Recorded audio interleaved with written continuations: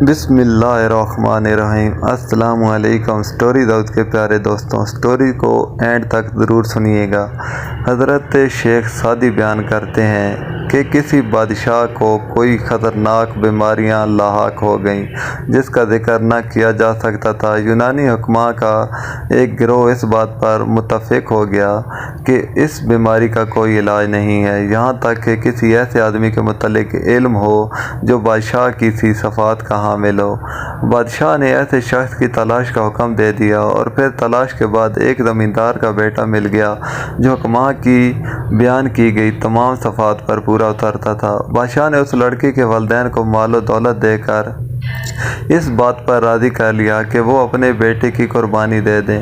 قاضی نے فتویٰ جاری کر دیا کہ بادشاہ کی جان بچانے کے لیے رعایا میں سے اگر کسی ایک کا خون بہایا جائے تو یہ جائز ہوگا۔ جلاد نے قتل کا ارادہ کیا تو لڑکے نے آسمان کی جانب منہ کیا اور مسکرا دیا۔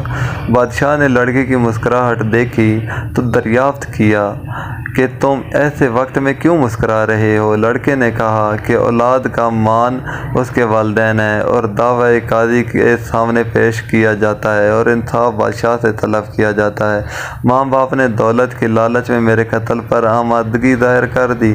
قاضی شہر نے میرے قتل کا فتویٰ جاری کر دیا۔ بادشاہ اپنی زندگی میرے قتل میں سمجھتا ہے۔ ایسے وقت میں اللہ عز و جل کے سوا میرے لیے کوئی پناہ گاہ نہیں ہے۔ اے بادشاہ، میں تیرے متعلق کس سے فریاد کروں؟ بس میں اللہ سے ہی انصاف کا طلبگار ہوں۔ بادشاہ نے جب اس لڑکی کی بات سنی تو رو پڑے اور کہنے لگے کہ میں خواہ مروں یا زندہ رہوں، میرے نزدیک اس بے گناہ کے قتل سے میرا مر جانا ہی بہتر ہے۔ پھر بادشاہ نے آگے بڑھ کر اس لڑکے کا سر چوما اور بغل گیر ہو کر اسے بے شمار مال و زر عطا کیا۔ اللہ کی قدرت دیکھی کہ وہ بادشاہ ایک ہی ہفتے میں تندرست ہو گیا۔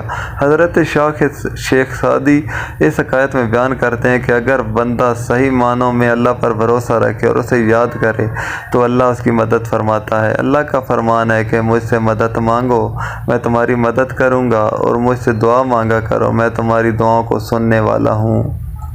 جی تو دوستوں، کیسی لگی آپ کو آج کی ویڈیو؟ اگر اچھی لگی ہو تو لائک اور شیئر کر دیں، اور مزید اس طرح کی ویڈیو دیکھنے کے لیے چینل کو سبسکرائب کر دیں۔ شکریہ۔